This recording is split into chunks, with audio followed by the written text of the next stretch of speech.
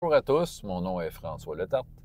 Bienvenue sur ma chaîne JDR des 30, une chaîne consacrée aux jeux de rôle sur table, avec une vie de rôliste et un bilan jeu de rôle jeunesse, jeudi midi, Casavant. Alors, écoute, ma gang de party. Ça a été une séance plus roleplay. Ils ont beaucoup apprécié. C'est parce qu'on était dans un entre-deux. Juste mettre rapidement en contexte, la game précédente, il y avait des problèmes avec une liche. Ils ont trouvé que la solution, c'était de l'enfermer dans une des pièces du griffon statue géant en adamantium qu'ils ont trouvé, qui se trouve être un genre de robot pensant, un genre de principe de l'âme forgée, une des races de prenez oubliés, mais en version géant, puis le griffon cache du feu, tout ça. Tu sais, une arme de destruction massive pensante. À un moment donné, ils ont comme catché, une coupe de game, qu'en ouvrant les portes, c'est là que la liche est apparue. Fait qu'ils ont compris probablement qu'elle était enfermée dans une des pièces. Bon. Fait que, genre, ils ont réussi à faire un truc, la pousser d'une pièce, fermer la porte, puis dire, OK, elle est enfermée là, elle peut plus sortir. Sauf que là, il y a une des joueuses qui joue une demi-elfe, qui soudainement a accès à tous les sorts du jeu à cause d'un arbre d'or qui a poussé soudainement à côté du cœur du griffon et qui permettait au griffon, en fait, de s'activer. Et l'arbre a pris force. Toutes les elfes de la gang ont accès à tous les sorts. Tous les religieux qui ne sont pas des elfes ont perdu leur pouvoir. Un hostie d'affaires de malade. Et oui, c'est juste moi qui pensais à des affaires de même. Fait que c'est ça. Et elle a fait le sort amour sur la liche pour qu'elle soit amoureuse du joueur qui joue le passeur d'armes. On a bien rigolé et moi, j'ai pris des notes. Fait que là, dans le fond, le griffon, il a réussi à décoller d'où ce qu'il était. Il était comme dans une montagne, c'était comme son garage, puis il est allé à côté d'un lac de restants de cubes gélatineux parce que dedans, il y avait un morceau qui manquait au griffon pour qu'il fonctionne bien. Le griffon est comme pseudo-handicapé. Il a besoin d'aide, il a besoin d'un pilote. Fait que là, c'est ça le but. Ils sont allés chercher le morceau pour refaire le griffon. Mais ça m'a permis de... Bon, ça permet aux joueurs de se reposer, de reprendre des points de vie. Mais ça a permis de faire du roleplay un peu plus. Question de dire, OK, les quelques 6-7 dernières séances, ça va être à propos de quoi? En fait, ils ont des choix, mais probablement ça va finir avec la liche. Et je vais vous dire pourquoi. Je vais commencer par quand même présenter les différentes scènes de roleplay.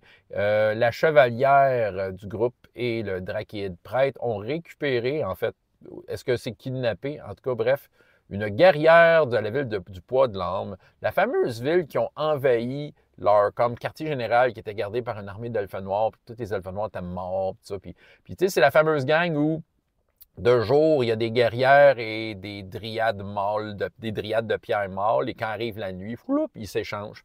Fait que là, les dryades mâles deviennent des guerriers organiques, et bon, puis les guerrières fées redeviennent des dryades de pierre, puis en tout cas, il y a tout un mystère. En gros, c'est une malédiction qu'ils ont dans cette ville-là, Poids de l'Âme, depuis toujours. Ils ne peuvent pas se reproduire, ils vivent éternellement, mais ils carburaient aux âmes. Fait que là, l'année passée, les autres années, il y avait des âmes qui circulaient à cause d'une histoire de vampire, puis d'un espèce de gros géant jardinier qui était couché dans le sol. Vous allez voir tous mes bilans, là. Fait que c'est ça. Puis là, dans le fond, eux autres, ils profitaient de ça pour carburer un peu leur communauté et ne pas se faire transformer en mort-vivant. C'était ça la malédiction de ce territoire-là. La malédiction élevée. Fait qu'ils ont décidé d'envahir pour avoir plus d'âmes. C'est ça qu'ils ont appris à travers cette personne-là, parce que maintenant que les elfes ont toutes les sorts, je dis, ben vous lisez y pensez. C'est ça. Fait que go, ça, c'était une scène de roleplay dans laquelle ils ont pu comprendre que la ville de Poids-de-l'Âme était dirigée par une méduse. Voilà, là, ça les intéresse. Fait qu'ils vont faire un plan. Est-ce qu'on détruit toute la ville? Mais là, leur nouvel ami a dit, ouais, mais j'ai de la famille là-bas. Fait que là, il faut falloir qu'ils prennent des décisions. L'autre affaire, ils ont reçu la visite de personnages non-joueurs que je n'avais pas sortis depuis longtemps, les trois frères elfes, qui étaient dans l'Arme des dragons, et qui, tout d'un coup, ils apparaissaient un peu random, puis ils leur disaient des affaires qui ne tenaient pas à route. J'ai eu bien du fun à les jouer. Eux autres, ils ont eu bien du fun à les recevoir. Pourquoi ils étaient là? À cause de l'Arbre d'Or. L'Arbre d'Or, ça lien avec la mère du Grand Souffle, Millionnaire. Millionnaire, c'est la sœur de ces trois gars-là. Ils ont comme disparu des larmes des dragons quand, justement, que les personnages ont atteint un peu leur but puis s'approchaient de leur but final. Ils ont comme un peu disparu. Mais là, ils sont venus, les arbres d'or sont là, puis ils sont là pour annoncer que ça va être le bordel en tabarnouche parce que, présentement, la déesse, la pseudo-déesse de l'autre gang n'a pas le contrôle de l'arbre. L'arbre principal, le petit arbre, est dans elle. puis qui était dans elle et plus dans elle, puis là, il n'y a personne qui contrôle. Fait que toutes les elfes qui sont à côté d'un arbre d'or qui a maturé magiquement et soudainement se retrouvent à être super puissants, bien, qui ont des pouvoirs quasiment divins, mais il n'y a personne qui dirige, ça va être le bordel.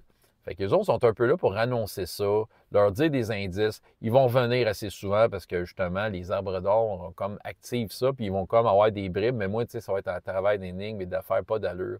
J'ai peur de voir ce que ça va mener, mais ils sont repartis en laissant des cadeaux et des indices. Et à travers ça, la liche a un plan. Elle est amoureuse. Et la liche, ça a été nommé que, de son vivant, avant que ce personnage-là devienne une liche, a participé à la construction du Griffon. Fait que là, ce que j'ai décidé backstage, c'est il faisait un deal avec les petits démons élémentaux de feu qui un peu génèrent l'énergie dans le Griffon. Puis il a pu leur parler, puis leur dire, eux autres, ils mangent de l'adamantium. Fait que, ils ont dit, faites-moi un trou, je veux sortir, je veux aller voir mon amour. Il y a eu une shot assez intéressante. Je vais juste vous dire, c'est ça. Fait que là, la liche, elle parcourt les couloirs pour retrouver son amour. Mais elle sait qu'elle peut être relativement en danger. Elle a un plan sur ce prochain bilan. Mais reste qu'à un moment donné, par hasard, un des personnages a décidé de prendre les fruits que les frères elfes font faire parce qu'ils donnaient des fruits pour aller donner ça aux petits démons parce qu'ils savent que les petits démons de feu veulent tout le temps manger. Là, présentement, ils sont en train de manger le griffon. Ça, ils ne savent pas trop. En tout cas, bref. Fait que là, à un moment donné, dans un couloir, c'est le seul qui était comme là. Puis j'ai dit, OK, il fait face à la liche au bout du couloir. Puis la liche dit qu'il essaie de retrouver le passeur d'âme s'appelle Finn. C'est ça. Ça donne que le personnage qui amenait les fruits, c'est comme l'espèce de chat du groupe. Le fameux mari de Finn, c'est un hasard complet que ça soit lui qui soit tombé sur cette scène-là un peu. Mais c'est le mari. Tu sais, il y a eu un mariage au début lui, qui m'a fait capoter. Là. Bon, mais c'est le mari.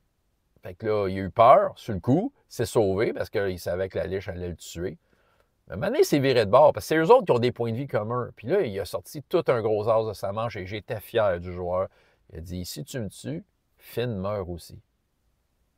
Fait que là, la liche était baisée. Là.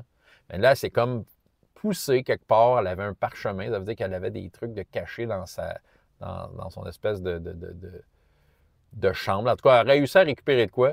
Puis là, ils sont partis à la chasse à la liche. Mais là, ils vont tous se faire masque mortuaire. Parce qu'ils ont accès à ça là, à volonté, là, parce qu'il y a des elfes qui capotent.